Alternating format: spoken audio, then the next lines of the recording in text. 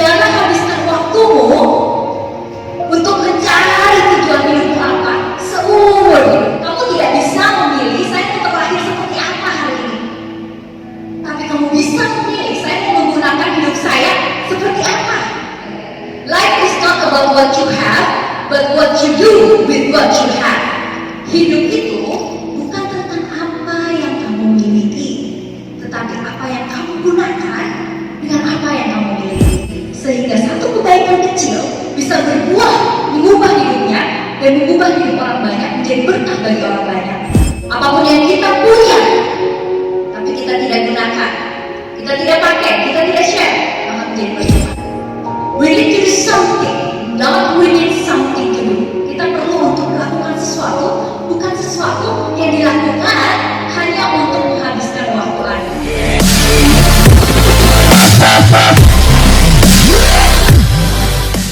Purpose of life, sebuah topik yang terdengarnya kelihatannya berat banget.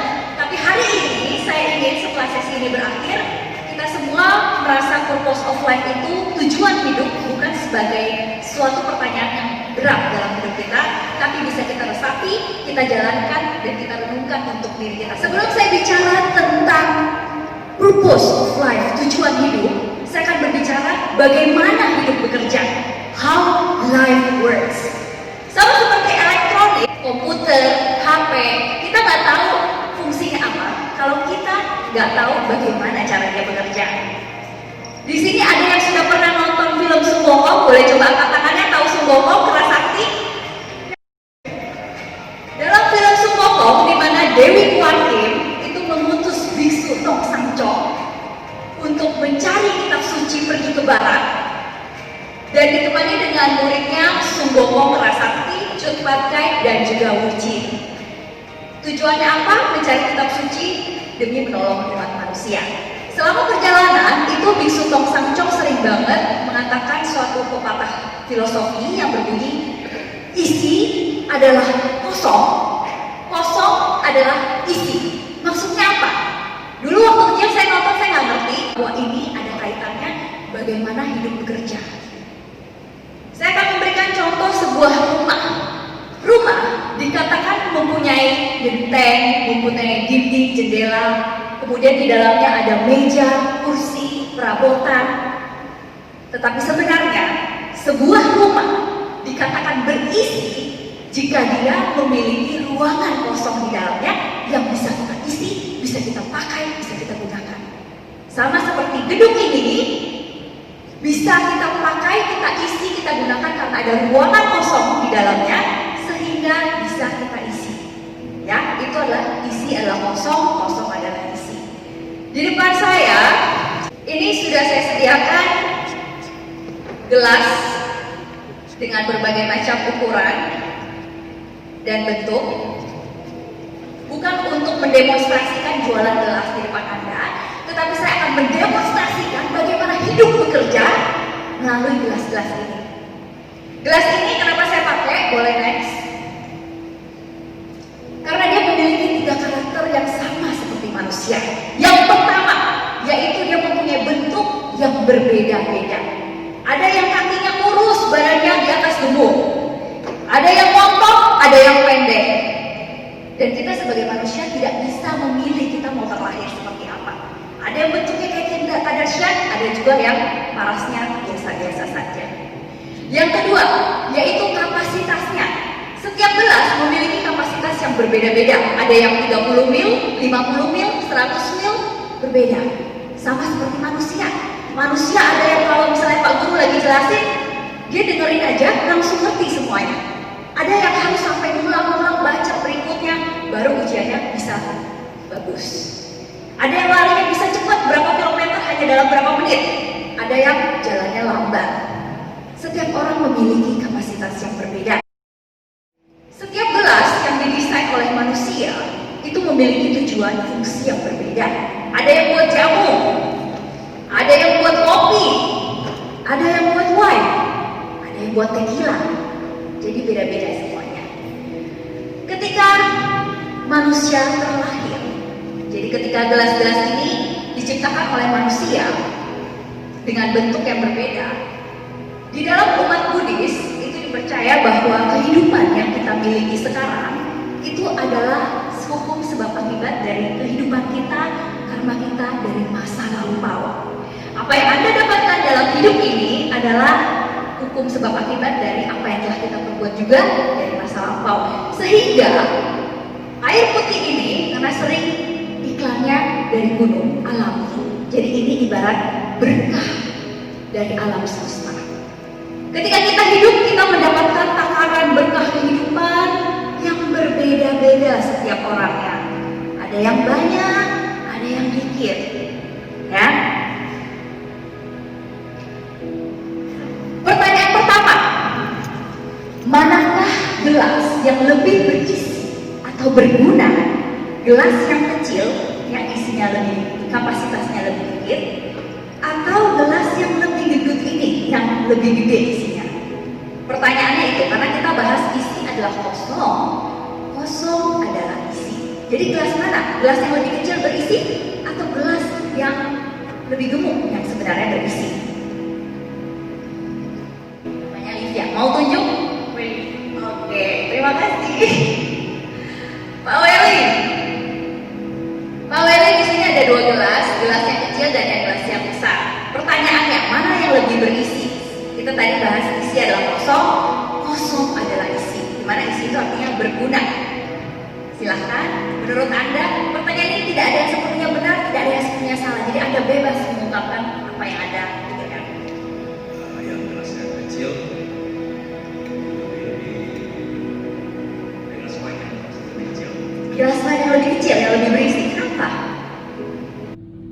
Lebih kecil. Kalau gelasnya lebih kecil, isinya kelihatan lebih penuh, sehingga lebih berisi. Begitu. Oke, terima kasih. Tepuk tangannya untuk Bayi. Thank you. Jadi, ketika gelas yang kecil ini, dia melihat isi hidupnya ini berkahnya adalah half full. Sudah setengah penuh perspektif hidupnya. Dia merasa dalam hidupnya ini berkah dalam kehidupan saya udah lumayan cukup. Saya bersyukur dengan apa yang ada. Sehingga saya merasa saya ingin berbagi dengan gelas yang pendek ini, tapi isinya dikit banget. Kemudian saya bagi. Ketika saya bagi, dia mendapatkan lagi berkah dari kehidupan. Ya. Kemudian dia mau lagi untuk dipakai, untuk saya minum. Sehingga gelas yang kecil ini, meskipun kapasitasnya lebih kecil, dia menjadi lebih berguna karena dia mau memberikan ruang kosong di dalamnya untuk dipakai, untuk diisi, bukan dari kapasitas besarnya, tetapi dari apa yang dia lakukan. Ketika Anda memberikan, sesungguhnya Anda juga diberikan dalam hidup Anda berkah kehidupan. Tetapi netizen suka komen, hidup saya kok gini-gini aja, saya udah banyak bantu orang loh, saya udah sumbang sana sini, saya udah charity, bansos, segala macam, pokoknya saya banyak nih berbuat baik, tapi kayaknya gak ada berkah buat kehidupan saya begitu-begitu aja.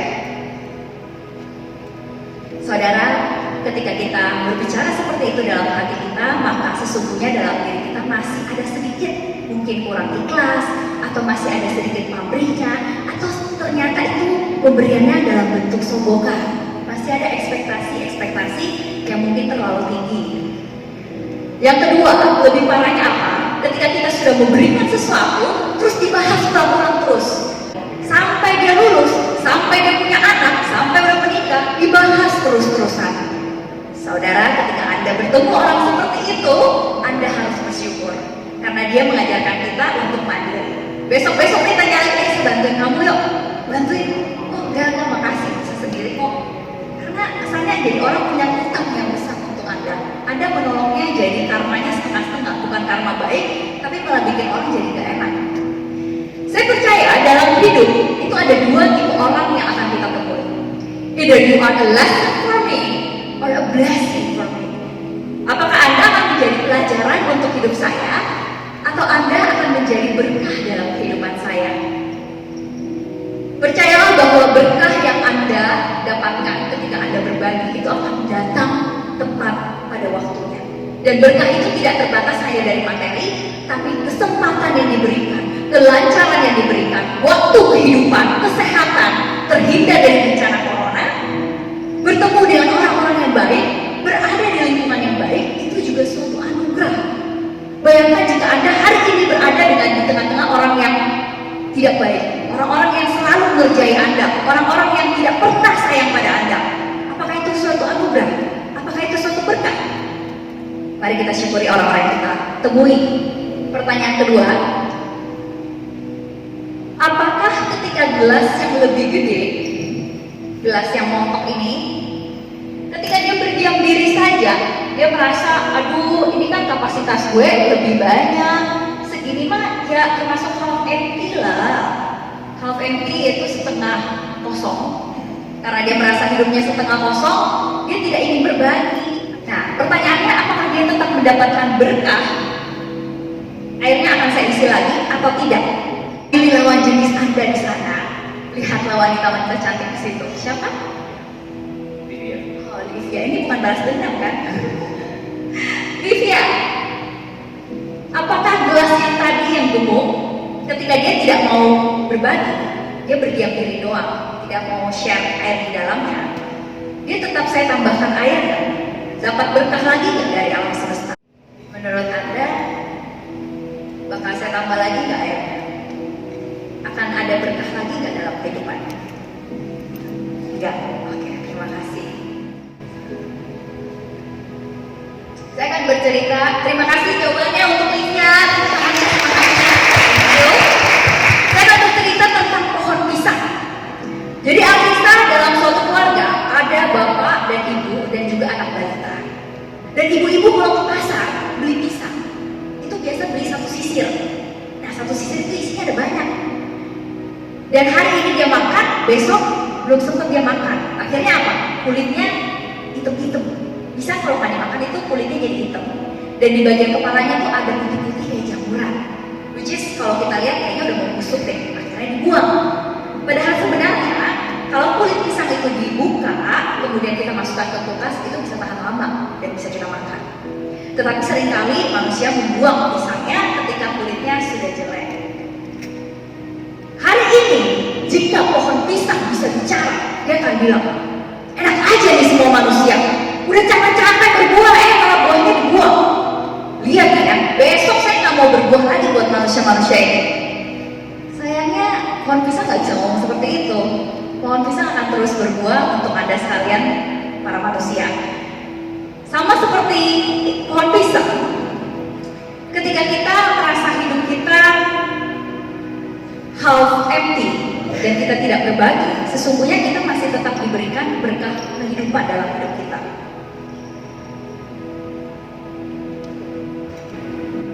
Tetapi kenapa kita harus mengosongkan gelas dalam diri kita?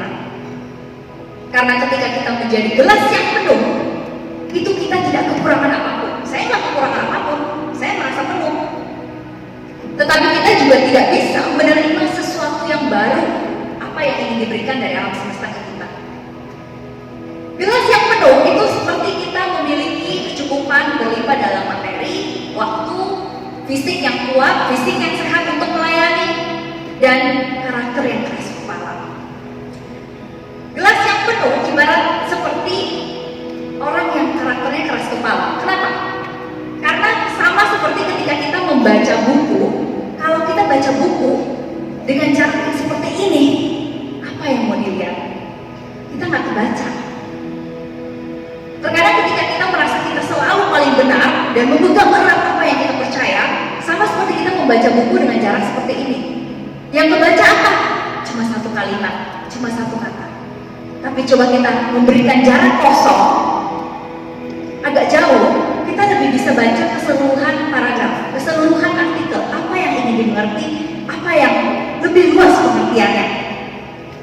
Jadi ketika kita mau untuk belajar, ketika kita memberikan ruang kosong untuk mendengarkan apa yang ingin didengarkan, apa yang ingin disampaikan orang, itu kita menjadi mendapatkan sesuatu yang lebih. Tadi kita bicara tentang isi adalah kosong, kosong adalah isi, itu pepatah dari timur. Yang ini dari barat. Oprah Winfrey sering ngomong, you cannot pour a water from an empty cup. Jadi kamu tidak bisa menuangkan air dari gelas yang kosong. Gimana caranya mau tuang kalau isinya aja nggak ada? Jadi yang ini tuh bicara tentang isi airnya. Jika tadi air putih ini melambangkan berkah kehidupan, maka dalam hidup itu sebenarnya ada banyak warna yang bisa kita isi. Makanya ada orang yang sering bilang, warnailah hidupmu dengan banyak warna. Ibarat jus merah jambu seperti ibarat kasih sayang, kelembutan. Kemudian ada orange juice yang warnanya kuning seperti kemurahan hati, kebaikan. Ada juga warnanya hitam seperti air gold, yaitu kebencian, iri hati, dengki, dendam. Dan itu semua tergantung bagaimana kita mengisi hidup kita. Warna apa yang ingin kamu isi? Contohnya saya akan berbicara tentang suatu cerita dari Raditya Dika. Jadi Raditya Dika cerita, ketika dia duduk di kafe, kemudian di sebelahnya ada satu gerombolan wanita duduk lagi gosip, dan ada ketua geng namanya si A. Dia cerita, tahu nggak teman saya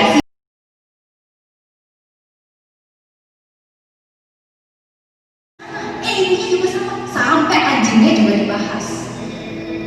Kemudian gak lama si B datang, teng cipika-cipiki seperti biasa ketika wanita bertemu. Raditya Dika dan orang-orang di sana yang tidak sengaja mendengarkan atau mungkin tidak kenal dengan si B, entah kenapa jadi benci sama si B. Padahal kenal juga kagak, tahu itu benar atau tidak juga nggak tahu. Tapi ada rasa benci sama si B karena si A ceritanya begitu. Saudara, apa yang ada di dalam diri kita itu yang kita tuangkan. Jika dalam diri kita itu ada kebencian, ada iri hati, ada kecemburuan, maka itu yang secara sadar atau tidak sadar itu yang kita bagikan ke orang lain. Next. Dalam Matius 1:57 kita baca bersama, bila orang mencintai diri sendiri, maka ia harus menjaga dirinya dengan baik. Ketika kita tahu itu tidak baik untuk diri kita harus menjaga diri kita. Kedua, dalam Matius 2:07 dikatakan, orang yang sering bergaul dengan orang bodoh adalah penderitaan seperti tinggal bersama musuh. Tetapi siapa yang tinggal bersama orang bijaksana akan berbahagia, sama seperti sanak keluarga yang berkumpul. Ketika Anda berada di tengah-tengah lingkungan yang sudah tahu menjerumuskan Anda, sudah tahu sama sekali tidak mensupport Anda, tapi Anda masih terus berada di situ karena takut kehilangan teman, maka Anda menjerumuskan diri Anda sendiri. Tetapi ketika Anda mengikuti orang-orang bijaksana, maka itu sama saja yang membuat hidup Anda menjadi lebih terang. Dalam kehidupan sehari-hari, isi adalah kosong, kosong adalah isi, mengartikan bahwa you cannot choose how you want to be born, but you can choose how you want to use your life. Kamu tidak bisa memilih saya mau terlahir seperti apa hari ini, tapi kamu bisa memilih saya mau menggunakan hidup saya seperti apa. Life is not about what you have, but what you do with what you have. Hidup itu bukan tentang apa yang kamu miliki, tetapi apa yang kamu gunakan dengan apa yang kamu miliki. Saya akan menceritakan true story dari Mr. Wang. Jadi ceritanya di Los Angeles itu lagi ada wabah yang besar banget, bukan wabah corona karena ini sudah terjadi dalam masa lampau. Kemudian di tempat itu didirikan tenda-tenda posko untuk bala bantuan. Kemudian si Mr. Wang ini kakinya lumpuh. Dia adalah seorang pemuda yang homeless, tidak punya rumah. Kemudian dia menyeret kakinya pergi ke tandur itu. Kemudian dia merogoh sakunya, dia mengeluarkan duit dengan seadanya masukin ke posko tersebut. Seketika orang-orang yang melihat kejadian itu semua tepuk tangan untuk dia karena terharu saat itu. Seorang yang lumpuh kakinya, yang hidupnya sangat pas-pasan tapi masih mau berbagi. Kemudian ada satu pengusaha kaya, dia lihat kejadian itu. Lalu besoknya dia menghampiri si Mr. Wang. Terus dia bilang gini, anak muda, saya sudah lihat apa yang kamu lakukan dan saya tersentuh sekali. Saya ingin kamu hidup lebih bahagia. Dikasihlah cek yang full tulisannya. Tapi apa yang terjadi? Mr. Wang menolak. Luar biasa. Orang udah kekurangan tapi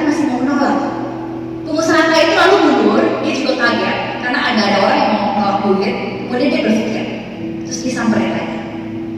Anak muda, saya tahu uang yang kamu inginkan bukan yang seperti ini. Uang yang kamu inginkan adalah hasil dari kerja keras. Apa yang bisa saya bantu? Kemudian si Mr. Wong ngomong gini, saya sejujurnya ingin mendirikan sebuah perusahaan air bersih yang modalnya tidak seberapa dan untungnya cuma bisa beli 1 permen karet sehari. Pengusaha kali itu bingung, lalu kenapa nggak pilih terus bisnis yang lebih menguntungkan, cuma yang lebih banyak? Terus Mr. Wong bilang gini, saya sangat jelas sekali dan tahu kemampuan saya, apa yang bisa saya lakukan dengan kemampuan saya, dan usaha sebesar apapun itu dimulai dengan uang yang kecil. Kemudian usaha kaya itu langsung menghampiri anak muda. Saya sudah lihat kesuksesan di masa akan datang.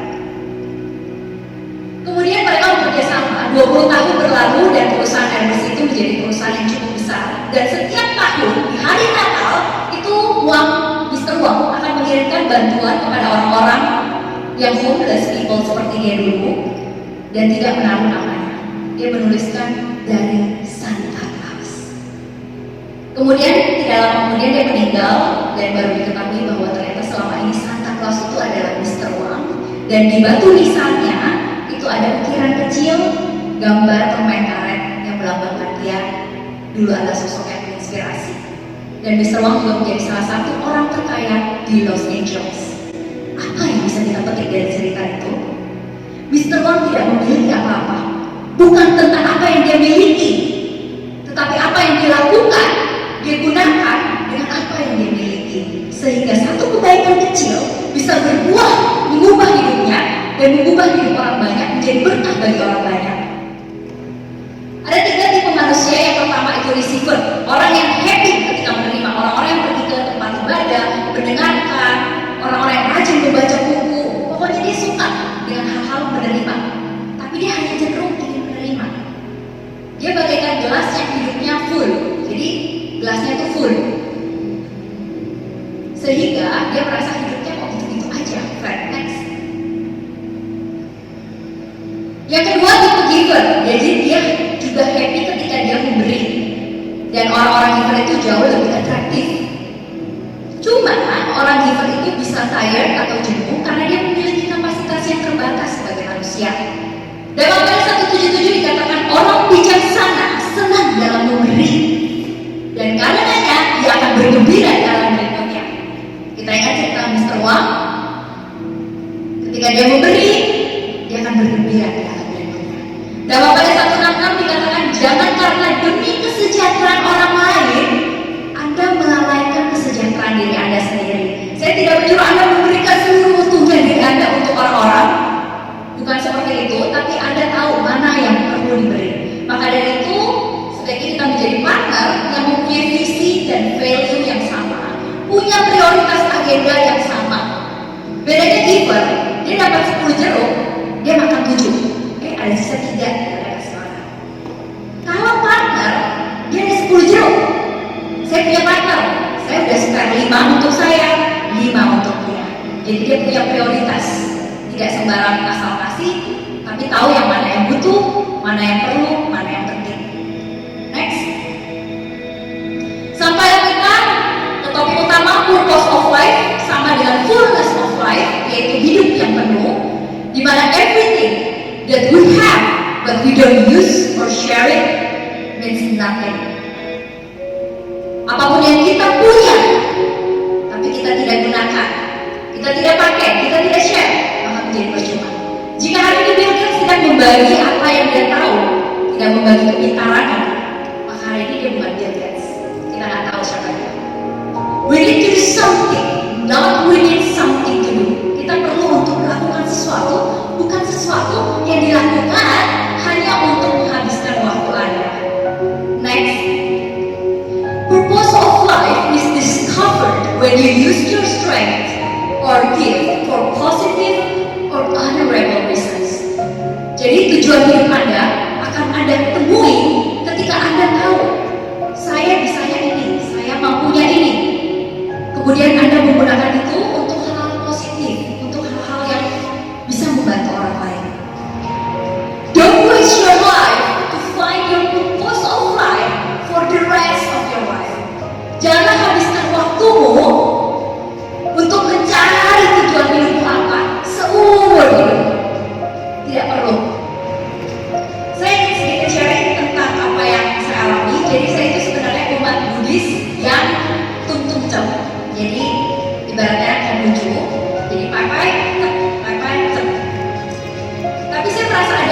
dalam hidup saya merasa saya tidak bisa menjadi orang yang lebih baik jika saya tidak mendapatkan arahan atau bimbingan.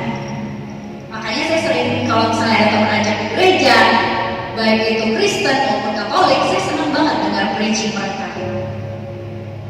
Karena menurut saya semua agama sebenarnya sama mengajarkan kebaikan. Kemudian banyak banget orang yang sering suruh saya baca Tapai Chow. Mantra ini udah internasional dan very strong and powerful, tapi saya nggak pernah mau baca. Biasa anak muda. Kemudian ketika saya sampai di wihara, ada brosur-brosur kayak gini, saya ambil aja, saya bawa pulang. Tapi saya nggak pernah baca. Sampai suatu hari saya terpanggil untuk membaca. Benar-benar menekuni saya belajar dari orang yang lebih berpengalaman. Kemudian saya juga belajar dari YouTube bagaimana cara membacanya. Dari yang tidak bisa baca sampai udah di luar kepala. Dan ketika saya membaca ini, ada sesuatu yang terjadi dalam hidup saya. Entah kenapa ketika membaca itu ada perasaan bahagia di dalamnya. 10 manfaat membaca Tapai Chow. 1.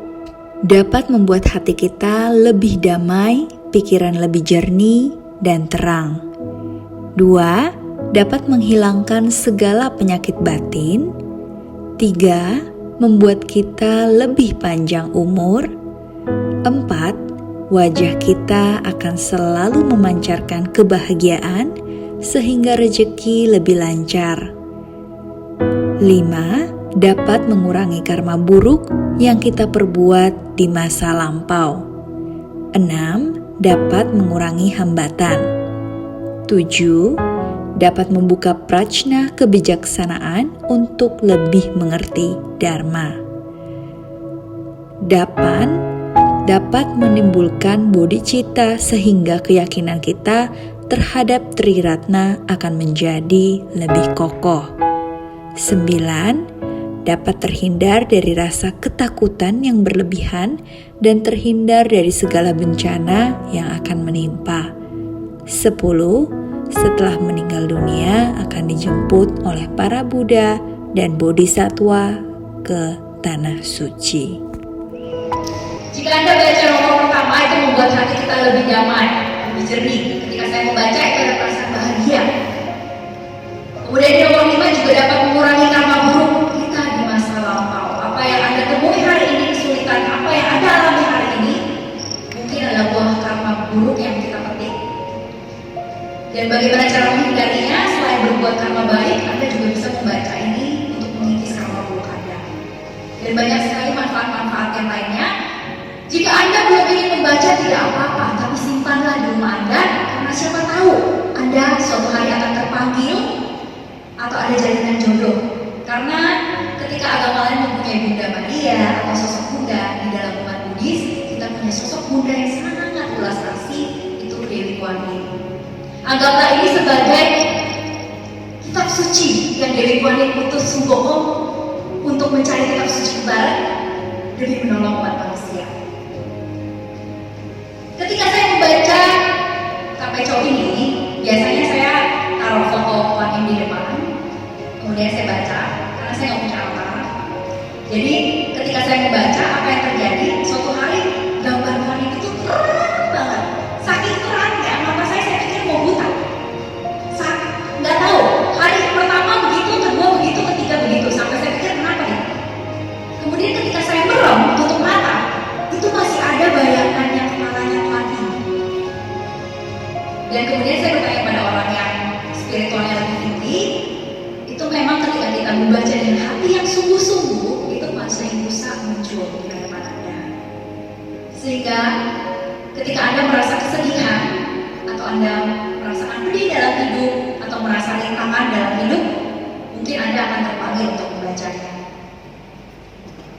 Banyak sekali rupa Kuan Yin yang viral lagi menangis karena dia dapat merasakan apa yang manusia rasakan, kepedihannya, rasa sakitnya. Beliau adalah sosok Bunda dalam umat Buddhis. Ini adalah video tentang bagaimana apa aja sih yang bisa kita berikan, dalam bentuk apa sih, bagaimana cara kita memberi. Itu ada 5 bahasa cinta, dan juga ada bagaimana dalam sehari-hari kita mengaplikasikannya. Ini hanyalah cuplikan saja dari YouTube channel saya,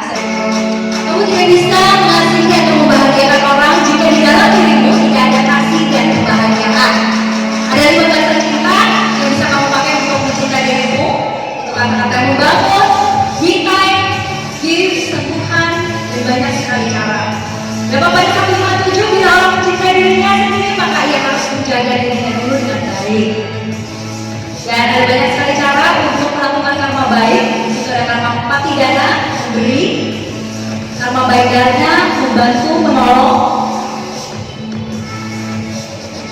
Karma baik akan modal bersimpati terhadap kebahagiaan orang lain, tidak iri hati. Ketika kamu memberikan sesuatu dan bisa melihat ekspresi orang bahagia, itu sebenarnya kamu Bisa dalam bentuk ungkapan kasih verbal, non verbal, perhatian yang Anda berikan, ide, itu adalah waktu, servis, bantuan, barang,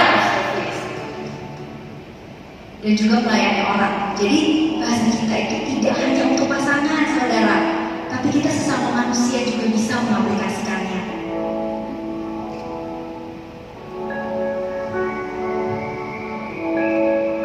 Ketika Anda mau meluangkan waktu Anda untuk menolong orang, melayani orang, itu juga merupakan Anda mengosongkan diri Anda mengosongkan waktu Anda untuk kepentingan orang lain. Karena baik kayak pacar, helping others in performing good deeds. Jadi Anda membantu orang lain untuk berbuat baik, itu juga adalah karma baik.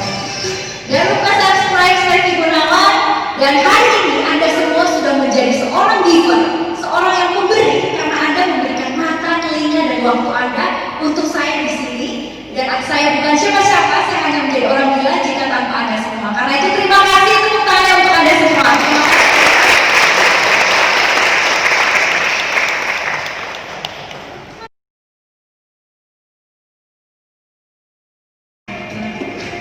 Lili.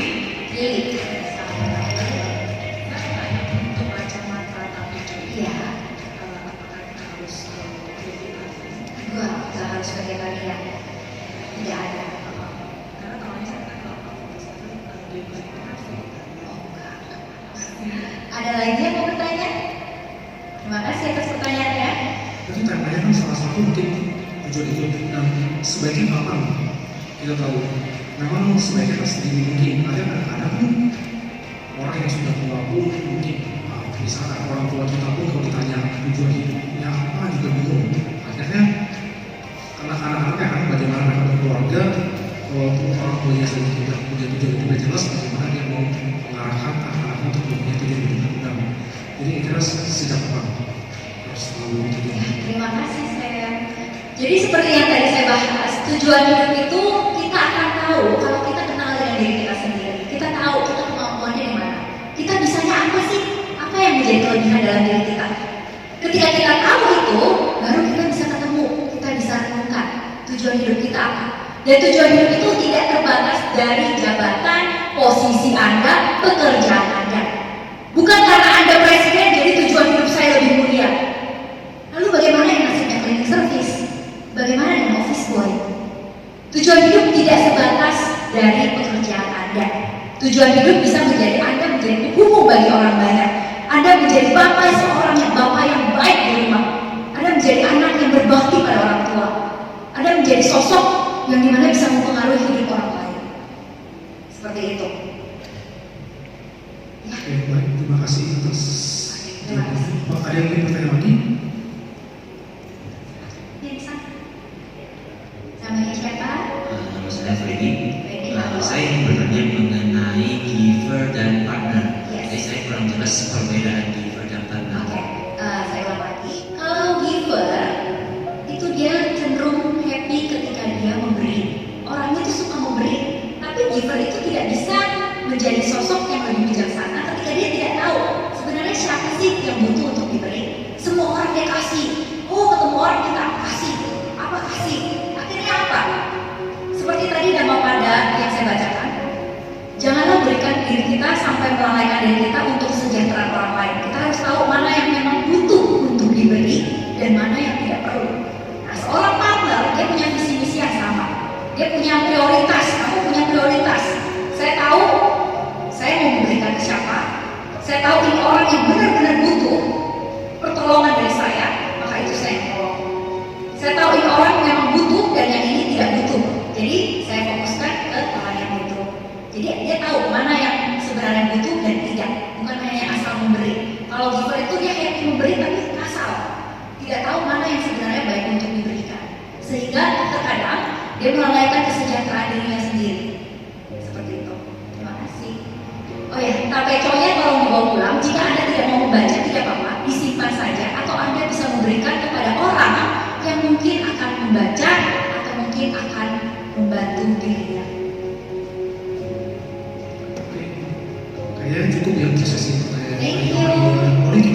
Jadi sekali lagi